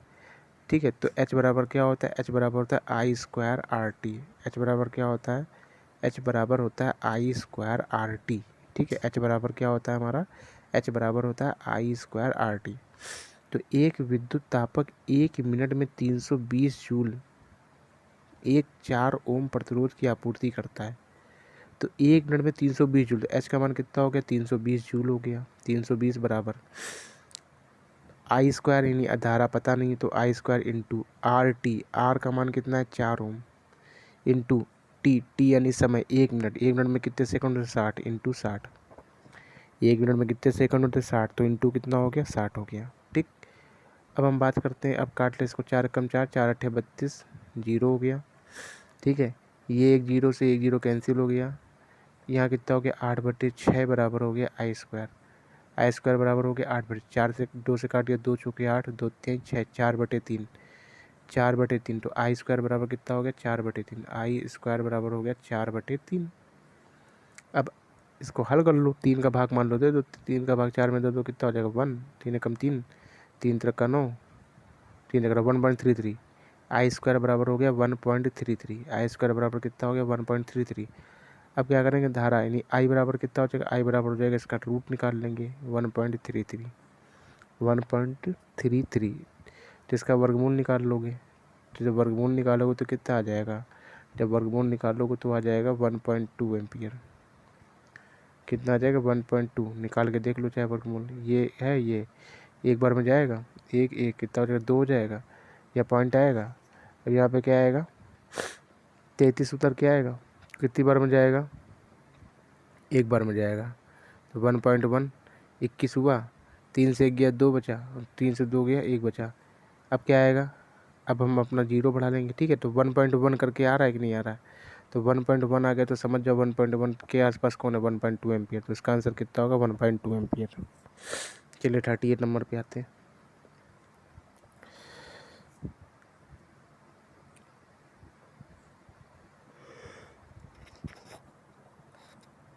चलिए 40 नंबर क्वेश्चन कह रहा है कि एम्पियर सेकंड किसका मात्रक है। एम्पियर सेकंड जो है किसका मात्रक है, तो एम्पियर सेकंड क्यों बराबर क्या होता है, आई टी। क्यों बराबर आई टी, आई से एम्पियर, टी से समय यानी सेकंड, तो आवेश का मात्रक है। तो 40 का क्या होगा हमारा, ए आंसर हो गया। ठीक, चलिए 41 नंबर क्वेश्चन पे चलते हैं। 41 नंबर क्वेश्चन कह रहा है कि किसी वोल्टेज स्रोत से कई लैंप समांतर में जुड़े हैं, यानी कि अपने घर की बात कर रहा है, अपने घरों में वायरिंग कैसे की जाती है, समांतर। अब कह रहा है किसी वोल्टेज स्रोत से कई लैंप समांतर में लगे हुए हैं, कई लैंप समांतर में लगे। इसको ऐसे मौखिक बता रहा हूँ, समझने की कोशिश करना। तो समांतर में सारे लैंप लगे, कई लैंप लगे, कम मान लो 6 के 6 लैंप लगे, और सभी कैसे लगे, समांतर में लगे। ठीक है, जब भी समांतर की बात कर रहा तो घर से कंपेयर करा लो। ठीक,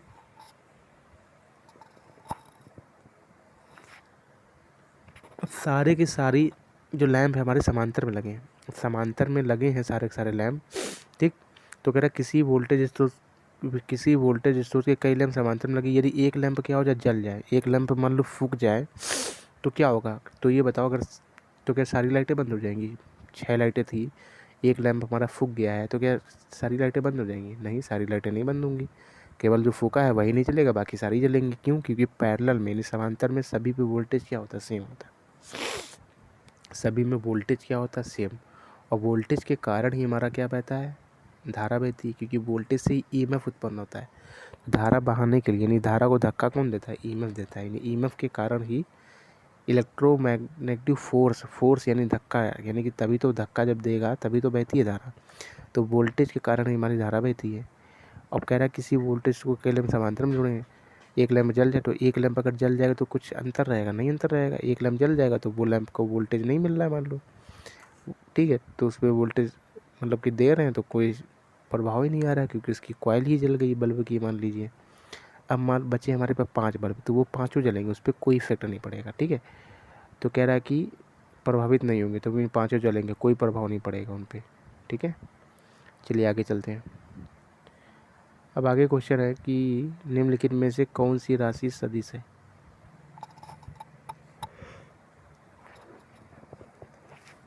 निम्नलिखित में से कौन सी राशि हमारी सदिश है। ठीक है, विभव। अब बात करते हैं विभव की। विभव क्या हमारा सदिश राशि है। ठीक है, विभव हमारी सदिश राशि नहीं, विभव हमारी सदिश राशि नहीं है। ठीक है, विद्युत विभव यानी वोल्टेज की बात कर रहा है। वोल्टेज को बहने के लिए कोई दिशा की जरूरत होती है, नहीं होती है। विद्युत आवेश, आवेश को बहने के लिए भी कोई दिशा नहीं होती, क्योंकि आवेश के कारण ही विद्युत धारा बहती है। लेकिन विद्युत क्षेत्र की तीव्रता ये हमारी दिशा पर निर्भर करती है। क्यों, जैसे मान लो लैंप वो बनाया हमने मैग्नेट, ठीक है, अब ये इसका कोई क्षेत्र होगा, इस मैग्नेट का कोई क्षेत्र होगा, उस क्षेत्र तक ही ये काम करेगा, उसके बाद उसके आगे के क्षेत्र में ये क्या हो जाएगा, बेकार हो जाएगा। ठीक है, इसके आगे के क्षेत्र में बेकार हो जाएगा। तो कौन सी राशि सदिश है ये बताना है। तो विद्युत क्षेत्र की तीव्रता के कारण, मतलब कि इफेक्ट के कारण ही, ठीक है। तो इसका इफेक्ट दूर दूर तक रहेगा। इसका इफेक्ट कहाँ तक रहेगा? दूर दूर तक रहेगा।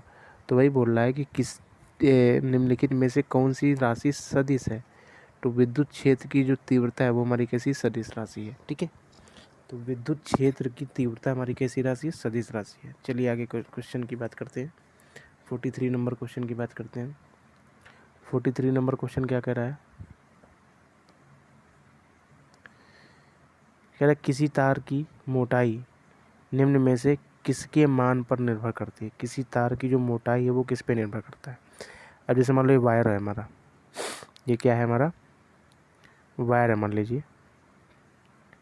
अब कह रहा है कि ये किसी तार की जो मोटाई है वो किस पे निर्भर करती है। तो जो जो तार की जो मोटाई होती है, ठीक है, जो मोटाई होती है तार की, जो मोटाई होती है, ठीक है, वो किस पे निर्भर करती है? वो हमारी करती है वोल्टेज पे, सॉरी किस पे करती है? धारा पे। किस पे करती है? वो हमारी धारा पे करती है, ठीक है। तो किसी तार की जो मोटाई वो धारा पे निर्भर करती है। किस पर निर्भर करती है? धारा पर। क्यों धारा पर निर्भर करती है? तुम ही सोचो। अब जैसे कोई चालक तार है, वो जितना ज़्यादा मोटा होगा, वो जितना ज़्यादा मोटा होगा, देखो ऐसे देखो, आर बराबर क्या होता है? रो एल अपॉन में ए। अब देखिए, अब ये मान लीजिए इतना मोटा है, एक तार इतना मोटा है, तो ये बताइए इन दोनों में एरिया किसका ज़्यादा है? एरिया किसका ज़्यादा है? इस वाले तार का एरिया ज़्यादा है, इस वाले का एरिया कम है। तो ये बताइए, एरिया ये डिनोट कर रहा है, यानी एरिया बढ़ गया। जब एरिया जितना ज़्यादा बढ़ेगा, रेजिस्टेंस उतना ही क्या हो जाएगा? कम हो जाएगा, ठीक है। तो एरिया जितना ज़्यादा बढ़ेगा, ठीक है, एरिया जितना ज़्यादा बढ़ेगा, रेजिस्टेंस का मान उतना ही क्या हो जाएगा? कम हो जाएगा। एरिया का मान जितना ज़्यादा बढ़ेगा, रेजिस्टेंस का मान हमारा उतना ही क्या हो जाएगा? कम हो जाएगा। तो वही चीज़ बोल रहा है, तो एरिया का मान जितना ज़्यादा बढ़ेगा, रेजिस्टेंस का मान उतना कम हो जाएगा। तो क्वेश्चन क्या पूछ रहा है हमसे? क्वेश्चन कह रहा है, अब देखो, अब जब एरिया का मान बढ़ेगा तो रेजिस्टेंस का मान कम हो जाएगा। जब रेजिस्टेंस का मान कम हो जाएगा तो ज़्यादा से ज़्यादा विद्युत धारा आ जाएगी। समझ में आई बात? तो वही कह रहा है, किसी तार की जो मोटाई है वो किस पे निर्भर करती है। तो किसी तार की मोटाई किस पे निर्भर करती है? विद्युत धारा पे निर्भर करती है। समझ में आया किस तरह से निकला क्वेश्चन का आंसर ये, ठीक है। तो किसी तार की जो मोटाई होती है, ठीक है, किसी तार की जो मोटाई होती है वो विद्युत धारा पे निर्भर करती है, ठीक है।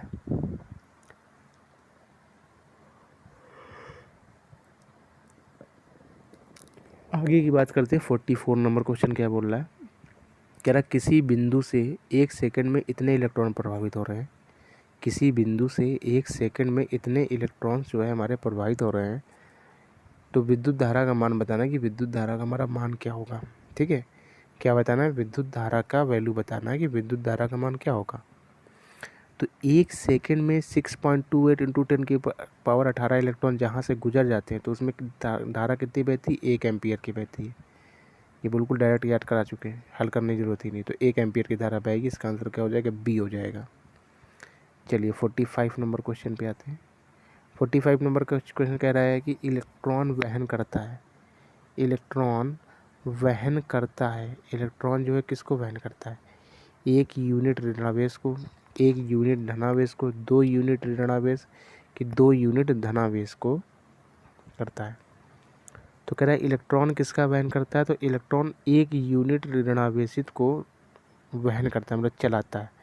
तो जैसे इलेक्ट्रॉन होता है, इलेक्ट्रॉन का आवेश कितना होता है? 1.6 इंटू 10 की पावर माइनस का 19 कूलम्ब होता है, ठीक है। तो ये कह रहा है इलेक्ट्रॉन का वहन करता है। इलेक्ट्रॉन का वहन करता है तो क्या होता है? 1 यूनिट ऋणावेश, 1 यूनिट ऋणावेश इलेक्ट्रॉन वहन करता है, यानी कि 1 यूनिट ऋणावेश, ठीक है। चलिए आगे चलते 46 नंबर क्वेश्चन पे। क्वेश्चन में खास है नहीं इस वाले 45 नंबर क्वेश्चन में, ठीक है। यार तुम ही सोचो, क्या है इलेक्ट्रॉन? इलेक्ट्रॉन मतलब नेगेटिव चार्ज है, इसका ऋणावेश होगा।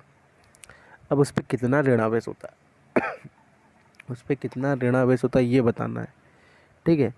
तो इलेक्ट्रॉन हमारा है, कुछ बता नहीं रखा है, तो एक ही इलेक्ट्रॉन मानेंगे हम। तो इसका मतलब इलेक्ट्रॉन पे कितना इलेक्ट्रॉन वहन किसको करेगा, यानी एक यूनिट ऋणावेश को ही वहन करेगा। किसका वहन करेगा, एक यूनिट ऋणावेश को ही उस वहन करेगा। ठीक, चलिए 46 नंबर क्वेश्चन पे आते हैं। कह रहा किसी चालक में विद्युत धारा के प्रवाह का क्या कारण होता है। अभी तो बता चुके थे, धारा कब बहती है, जब विभव में अंतर होता है। जब तक विभव में अंतर नहीं होगा धारा बहेगी नहीं बहेगी। चलिए 47 नंबर क्वेश्चन पे आते हैं। कह रहा है कि किसी व्यक्ति को सुरक्षित रहने के लिए कितनी विद्युत धारा उपयुक्त होती है। तो याद कर लो उसको। तो किसी व्यक्ति को सुरक्षित रहने के लिए मिनिमम जो है वो 9 मिली एम्पियर की करंट होनी चाहिए। कितनी होनी चाहिए, 9 मिली एम्पियर की करंट होनी चाहिए। अगर 40 एम्पियर से ज़्यादा की करंट अगर आ गई है तो उस व्यक्ति को चपक के मृत्यु हो जाएगी। ठीक है, तार पकड़ लेगा तो पकड़ता रह जाएगा वो। ठीक है, तो कह रहा किसी व्यक्ति को सुरक्षित रहने के लिए कितनी विद्युत धारा उपयुक्त होती है, 9 एम्पियर। और मैक्सिमम कितनी होती है, 40 एम्पियर तक सहन कर सकता है। उसके बाद जहाँ बड़ी धारा टुल हो जाएगा आदमी। ठीक, चलो 8 नंबर क्वेश्चन पे आते हैं। 48 नंबर क्वेश्चन क्या है। कह रहा परिपथ में शक्ति को कैसे व्यक्त किया जाता है। पावर का फॉर्मूला पूछ रहा है। वोल्टा के वर्ग, ठीक है, वोल्टता के वर्ग और प्रतिरोध के विभाजित करने पर, प्रतिरोध के बनी V²/R, P बराबर V²/R, ये भी फॉर्मूला है। वोल्टता को धारा से गुणा करने पर, वोल्टता को धारा से गुणा करने पर तो P बराबर V है, ये भी फॉर्मूला है हमारा। अब कह धारा के वर्ग को प्रतिरोध से गुणा करने पर, धारा के वर्ग को I², धारा के स्क्वायर को प्रतिरोध से गुणा करने पर। ठीक है, ये भी हमारा किसका है, पावर का फॉर्मूला है। ठीक है, तो ये सारे के सारे पावर के फॉर्मूले, ये सारे के सारे पावर के फॉर्मूले हैं कि नहीं है। तो इसका आंसर क्या हो जाएगा, डी। इसका आंसर क्या हो जाएगा, हमारा डी आंसर हो जाएगा। ठीक है, चलिए 49 नंबर क्वेश्चन पे आते हैं। 49 नंबर क्वेश्चन क्या कह रहा है। कह रहा आवेशित परमाणु क्या कहलाता है। ठीक है, क्या बोल रहा है कि आवेशित परमाणु क्या कहलाता है। आवेशित परमाणु क्या कहलाता है। तो आवेशित परमाणु क्या कहलाएगा। अब परमाणु हमारा कैसा हो गया, आवेशित। जब परमाणु आवेशित हो गया है तो क्या कहलाएगा, आयन कहलाएगा। या तो धनायन होगा या फिर ऋण आयन होगा। तो कोई भी पार्टिकल अगर आवेशित हो गया है, तो कोई भी पार्टिकल आवेशित है उसके अंदर या तो धन आयन होंगे या फिर ऋण आयन होंगे। दोनों में से कोई एक ही आयन होगा। तो उस ऑप्शन के सुटेबल के अनुसार क्या आंसर होगा, आयन।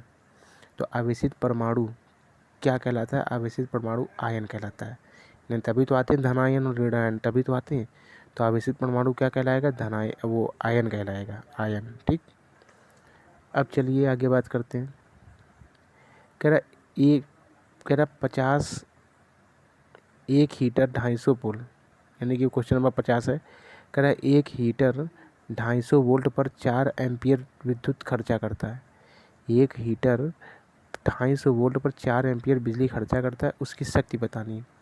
P बराबर क्या होता है, VI, शक्ति यानी कि P बराबर क्या होता है, VI। V का मान हो गया 250, I का मान हो गया 4। हर कर लो, 25 का 100 नहीं 10, 2500 का 100 यानी 1000 आ जाएगा। ठीक है, तो 1000 वाट, 1000 वाट, 1000 वाट ऑप्शन में, तो इसका मतलब क्या होगा, 1 के वाट। क्या हो जाएगा, 1 के, यानी कि बी ऑप्शन हो जाएगा 50 का। चलिए 51 नंबर क्वेश्चन पे आते हैं।